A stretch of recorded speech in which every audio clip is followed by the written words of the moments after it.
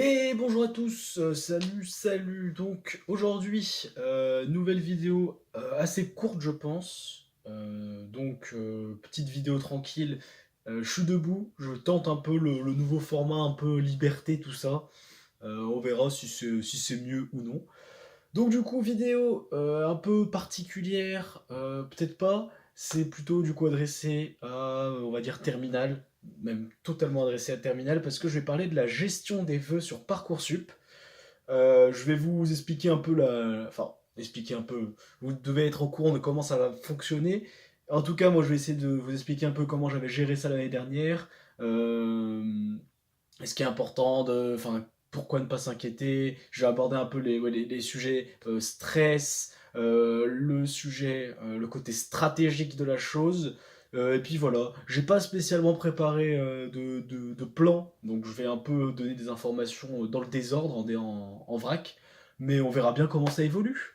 Donc du coup, première chose, je vais évoquer le stress lié à Parcoursup. Donc quand vous aurez vos premiers choix, enfin vos premières réponses sur vos vœux, vous aurez sûrement un côté stress et choc émotionnel parce qu'il y a toujours des surprises. Bon, sauf pour les très très bons élèves, genre l'élite de l'élite, ou les premiers de classe ou machin, qui eux, les premiers de classe auront peut-être des surprises sur leur prépa parisienne. Genre si vous êtes en premier de classe de province, bah, peut-être que vous serez en liste d'attente et ce sera peut-être une surprise pour vous parce que vous attendiez à être pris direct. Après, les mecs vraiment bons seront tout pris direct partout, du coup, il n'y aura pas de problème. Mais moi, je parle pour 90% des gens, même un peu plus, 95% des gens, je pense. Vous aurez des listes d'attente partout, quasiment. Moi, j'avais eu un ou seul ou deux vœux où j'étais pris direct. C'était des petites prépas pas très bien cotées, mais voilà, des petites prépas que j'avais mis en sûreté. Et la fac aussi, j'avais eu direct, la fac de physique. Mais après, tous mes autres vœux, donc tous mes prépas, donc à Lyon, les grandes prépas, enfin, la grande prépa, c'est le parc. Après, en un peu moins bien, il y a la Martinière. Après, il y avait Jean Perrin. J'avais mis les INSA. Et j'avais mis donc la fac et une prépa à Saint-Etienne, je crois. Bref, hors la prépa Saint-Etienne et la fac, j'avais tout en liste d'attente. Donc à ce moment-là, le lendemain quand j'étais arrivé en cours, j'avais vu peut-être les 15 élèves sur la classe de 30 qui étaient en dévastés, genre vraiment détruits. Faut savoir que votre période de réponse Parcoursup, c'est aussi lié à la période du bac. Donc il y a un côté, vous arrêtez de travailler parce qu'il y a Parcoursup, et moi j'en avais beaucoup parlé avec mes profs à l'époque, et ça c'est vraiment le truc à pas faire. Parce qu'en fait, faut partir du principe que Parcoursup, c'est un truc qui est acté, que vous pouvez pas modifier, que vous pouvez plus modifier. Et donc, ben, il n'y a aucune raison de stresser là-dessus parce que de toute façon, vous n'avez pas la main dessus.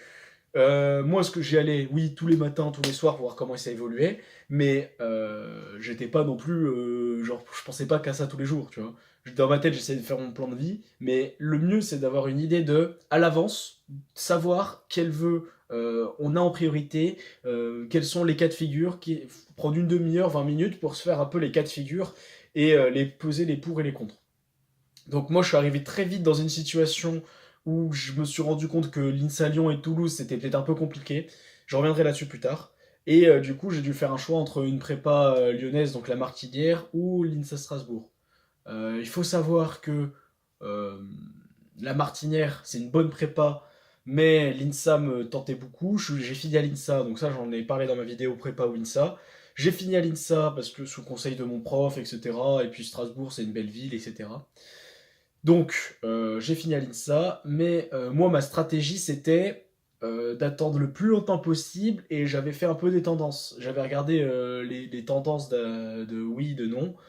Ça se décante très très vite sur les premiers jours, et on peut gagner 1000-1500 places en un jour sur une liste d'attente facilement, vraiment facilement. Faut savoir que si j'avais attendu un peu plus, j'aurais sûrement pu être pris à Lyon ou à Toulouse ou autre. J'avais également été pris direct à Centre-Val de Loire, à l'INSA Centre-Val-de-Loire. Donc j'aurais sûrement pu être pris à Lyon ou à Toulouse direct, parce que ça c'est un truc que j'ai su juste après, mais en gros, Lyon n'ont pas pu remplir leur place. C'est-à-dire que bah, y a un effet psychologique de quand tu vois que t'es 1500, 2000 sur une liste d'attente, même plus des fois. Moi je crois que j'étais un truc genre 2000, mais tu te dis bah c'est mort parce qu'il y a 1999 personnes devant moi, ça veut dire qu'il faut que les 1999 disent non, je veux pas, et puis machin. Mais en fait, ça se fait totalement, c'est faisable, dans le sens où tout le monde va penser pareil, et donc tout le monde va au bout d'un moment craquer et dire allez, c'est bon, je pars, c'est très bien d'aller à cette prépa, c'est très bien d'aller dans cette école. Et du coup, ça libère des places au fur et à mesure. Et si vous êtes dans l'idée de vraiment vouloir aller à Lyon, vous pouvez garder un vœu de côté accepté parce que c'est une possibilité et attendre vraiment jusqu'au dernier moment pour refuser l'autre vœu en attente.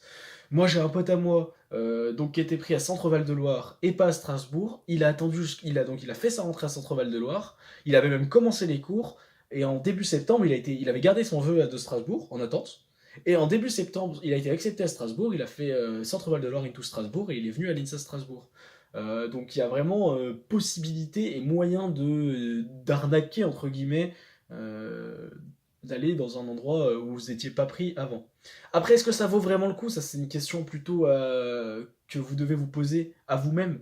Parce que je peux pas savoir pour vous si vous avez le niveau pour aller à telle ou telle prépa ou telle école. Moi, je pars du principe que oui, on peut mériter d'aller dans l'INSA de Lyon ou une prépa parisienne, machin. Oui, on peut se sentir méritant, mais s'ils vous ont pas pris, c'est qu'il y a une raison et qu'il y a d'autres personnes qui semblaient peut-être meilleures pour ce rôle-là. Et je pense que c'est plus épanouissant pour quelqu'un d'évoluer dans un milieu où il est top tier, voire moyen, plutôt que d'évoluer dans un milieu où il sera en bas tout le temps.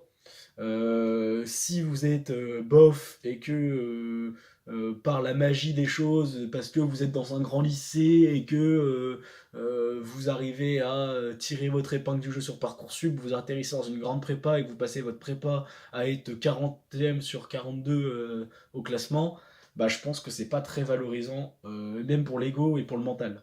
Donc moi, il faut savoir qu'à Nice Strasbourg, je suis classé donc 37e sur 222 au premier semestre. C'est un bon classement. Pourtant, je me tue pas à la tâche et mentalement, je suis au top quoi.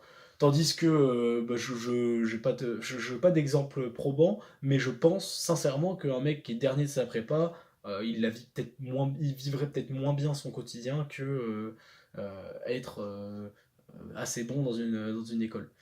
Il faut également savoir et prendre en compte le fait que pour moi, c'est pas parce que vous allez. Parce que je reformule. Si vous êtes dans une prépa où vous êtes mauvais, vous allez pas avoir les écoles que vous voulez à vos concours. Parce que forcément, évidemment, il y a un moment où vous êtes en concurrence avec toutes les autres prépas de France, tous les autres élèves qui sont peut-être meilleurs que vous. Et donc, aller direct à l'INSA ou aller direct dans telle école, c'est peut-être plus une sécurité.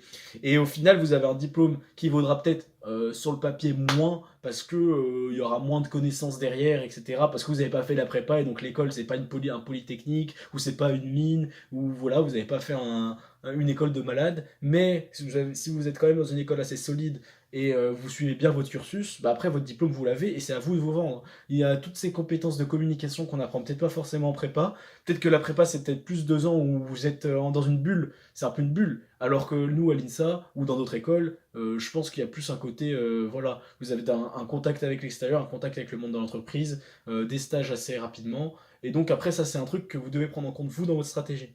Donc pour résumer, le stress ça sert à rien, c'est carrément inutile. Vous allez juste miner vos résultats qui comptent pas énormément, certes, mais c'est important pour le bac, et vous allez juste miner votre vie avant de savoir où vous allez. Vaut mieux vivre la vie au jour le jour et d'être no stress en vue de faire le truc tranquille. Si vous êtes accepté partout, tant mieux. Si vous n'êtes pas accepté, mais stressez pas. Moi, je connais des gens qui étaient en liste d'attente partout, qui étaient en stress de fou, mais au final, tout se décante très très très très vite, et donc ça sert vraiment à rien de paniquer. Donc, si vous avez des questions, n'hésitez pas à les poser dans les commentaires. Je mettrai peut-être, je sais pas, mon Twitter ou un machin, parce que c'est vrai que les commentaires YouTube pour discuter c'est pas fou. Je mettrai peut-être mon Twitter ou quoi dans la description si vous voulez m'envoyer un message, discuter un peu. Peut-être si vous avez besoin de conseils ou quoi, pourquoi pas. Merci d'avoir écouté. Et puis n'hésitez pas à dire ce que vous en pensez. Est-ce que j'ai l'air plus à l'aise? Est-ce que j'ai l'air un peu mieux debout? Je ne sais pas. Bon allez, salut!